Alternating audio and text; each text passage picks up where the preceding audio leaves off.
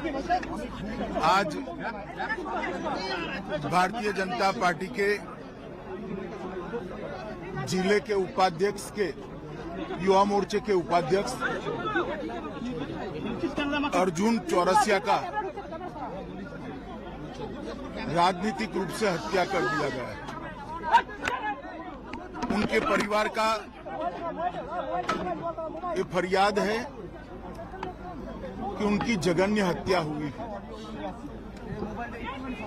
कल ही तृणमूल सरकार के 1 साल हुआ है, उसके दूसरे ही दिन बंगाल में राजनीतिक हिंसा, राजनीतिक हत्या का परंपरा फिर से शुरू किया है।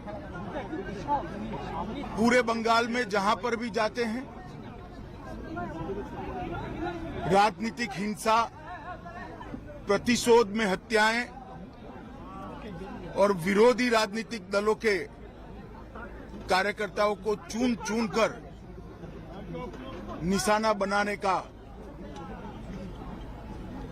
अनेक उदाहरण हमारे सामने आए हैं। भारतीय जनता पार्टी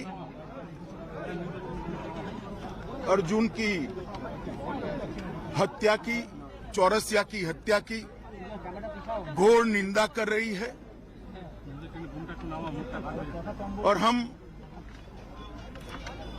भारतीय जनता पार्टी के सभी लोग न्याय की अदालत के सामने जाकर जिन्होंने भी चौरसिया का हत्या किया है उनको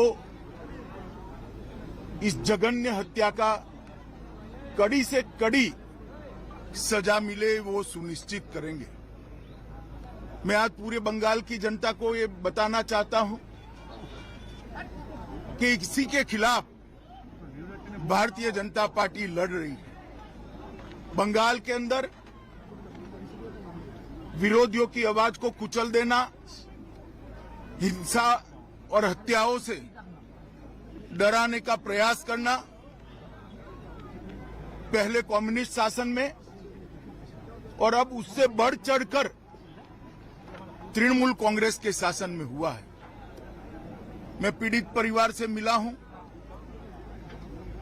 पीड़ित परिवार की चौरसिया की दादी को भी नहीं बख्शा गया, उनको भी मारा गया। उनके कहने के हिसाब से जोर जबरदस्ती चौरसिया के मृतदेह को परिवार से छीना गया है। भारतीय जनता पार्टी के कार्यकर्ता अदालत के सामने गए हैं कि इसका वीडियोग्राफी के साथ पैनल पोस्टमार्टम हो और इसकी जांच सीबीआई को सौंपनी चाहिए। अनेक चुनाव के बाद अनेक हत्याओं का सिलसिला थमता नहीं है।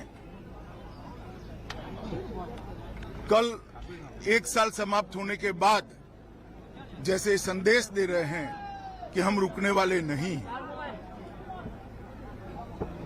भारतीय जनता पार्टी हिंसा की राजनीति में ना विश्वास करती है, ना हिंसा की राजनीति से डरती है। हम कानून की अदालत में इतना सुनिश्चित करेंगे कि चौरसिया के हत्यारों को कड़ी से कड़ी सजा दे। जिन्होंने भी ये कांड किया है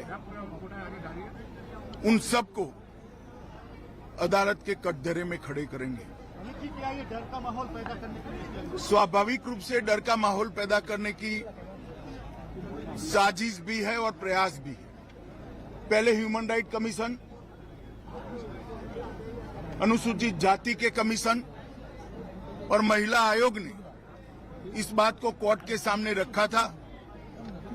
शायद 1 साल के कम अंतराल में देश के किसी भी प्रांत में इतने ज्यादा केस सीबीआई को सुपुर्द नहीं किए होंगे जितना बंगाल सरकार से केस लेकर हाईकोर्ट ने सीबीआई को दिया है। यही बताता है कि कोर्ट को यहाँ की कानून और व्यवस्था और पुलिस पर भरोसा नहीं रहा। परिवार के साथ बात हुआ?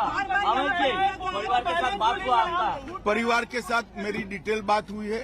स्वाभाविक रूप से परिवार काफी आहत है, बेटा जाने से भी आहत है, और उसके बाद प्रशासन ने उनसे जो व्यवहार किया है, जो अत्याचार किया है, परिवार के लोगों को मारा है, जिन्होंने हत्या की उसको पकड़ना तो दूर रहा, परिवार के लोगों को मारने का काम किया है, उससे बहुत आहत है।